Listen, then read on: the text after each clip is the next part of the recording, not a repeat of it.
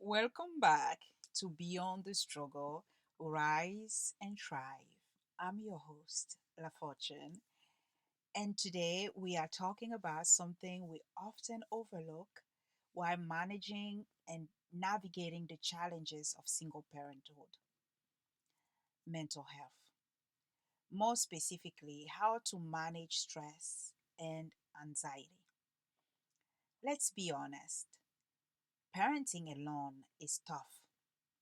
You are doing the work of two people, which means that everything from paying your bills to handling homework to cooking to cleaning to being an emotional support system is all on you.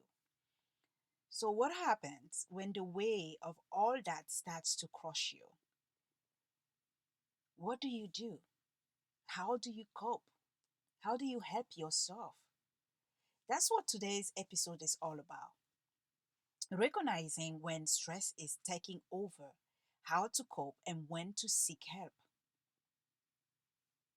First, let's start with recognizing the signs of stress and anxiety. Disclaimer: I am not a therapist, I am not a doctor.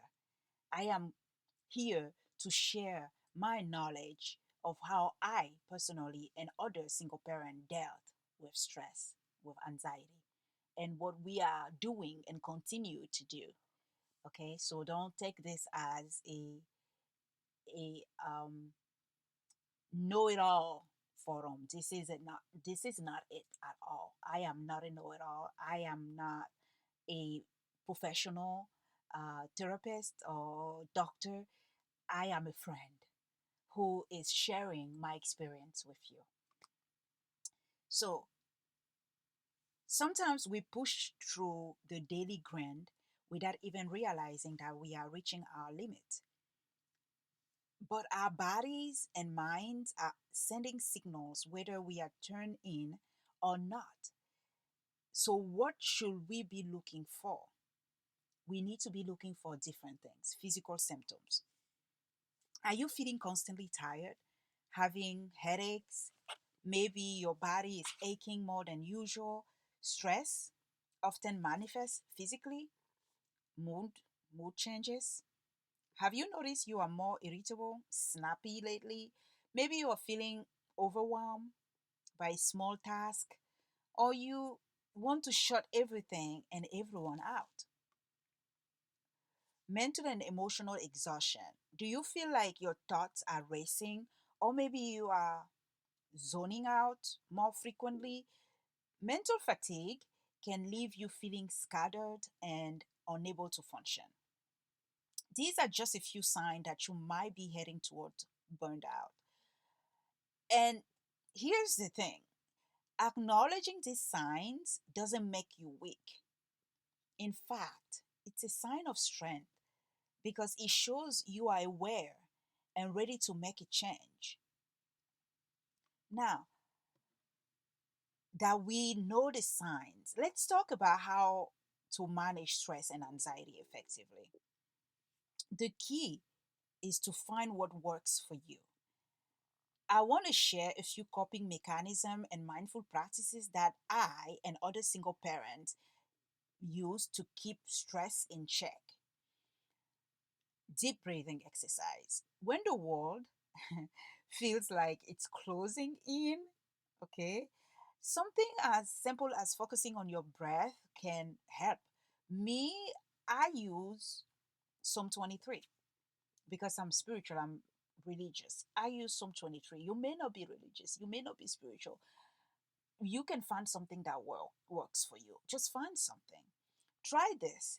Take a slow, deep breath in for 4 seconds. Hold it for four and then exhale for four. Repeat that a few times. It resets your nervous system and calm your mind. Physical activity. You don't need to hit the gym for hours, but a simple walk outside, doing yoga, or even dancing, as I have addressed on my previous podcast, in your living room can release endorphins, the body's natural stress reliever. Journaling. Sometimes you just need to get it out. Writing down your thoughts and feelings can help you process what's going on. You might be surprised at how much clarity you gain by simply putting pen to paper. Setting boundaries. And this one I love because don't get me wrong, I am the queen of no. And it's okay. It's okay to say no. When you are overwhelmed, if someone asks of your time or energy and you don't have it to give, it's perfectly fine to turn them down. Protect your peace, protect your energy. You have to. And especially in today's society and with our fast paced life and everything that goes on around us, it is essential for us to basically really protect our peace and energy. Mindfulness and meditation. This doesn't have to be some grand spiritual practice. Even a few moments of stillness where you are focusing on being present, whether that's while sipping your morning coffee or before bedtime, can make a difference. For me, I use peace be still. I took that verse in the Bible and I say it to myself all the time just to be on that still, not just to be on that peaceful moment, that place, that space of quietness, of peacefulness, and just to listen, to just be at peace. Just be still. Peace, be still. Just by saying that brings so much peace to you and to myself. It's so essential for you to be still for a moment. Just be still for a minute. As helpful as these practices are, there are times when we need more than what we can give ourselves. And that's okay. And that's something that I realized this year, that I have been on this healing journey for so long. And I realized I couldn't do it by myself anymore. I needed help. I needed someone else who is better equipped and better positioned to help me. And so it's okay to reach out for help. Knowing when to seek professional help is crucial to maintaining your mental well being. If your stress and anxiety start affecting your daily life, if you are unable to function at work, or if your relationships with your children or others are suffering, it's time to reach out. Here's how you can seek help. Therapy. A licensed therapist can provide a safe space to walk and talk through your feelings and offer tools to manage stress. There are also many other options. Online therapy can be a more convenient way for uh, busy single parent. Support groups. You are not alone. Believe me, you are not alone. It's a lot of us out there. We are not alone. And connecting with others in similar situation can offer a sense of community and remind you that it's okay to ask for help. Whether it's a local group or an online one, there is strength in numbers. Talk to your doctor. Sometimes stress and anxiety can manifest in ways that require medical attention. Don't hesitate to speak to your healthcare provider if you are experiencing symptoms like constant fatigue, insomnia, or other physical issues. Remember, please remember, asking for help is not a sign of failure, it's a sign of resilience.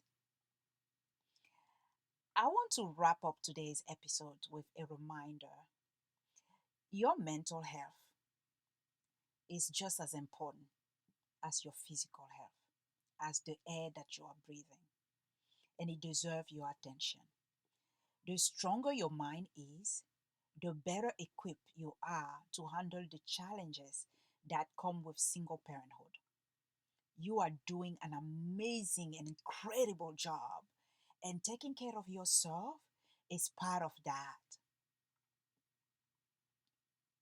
Anne Lamott once said, almost everything will work again if you unplug it for a few minutes, including yourself. Unplug yourself for a few minutes. It will work again. You will be okay. It is okay. Thanks for tuning in to Beyond the Struggle, Rise and Thrive. If you found this episode helpful, share with a fellow single parent who might need it. And remember, you are not alone in this journey. We are all in it together. Stay strong, stay mindful, stay demure. I will see you next time. Until next time, take care of yourself and keep thriving. Until then, ciao now.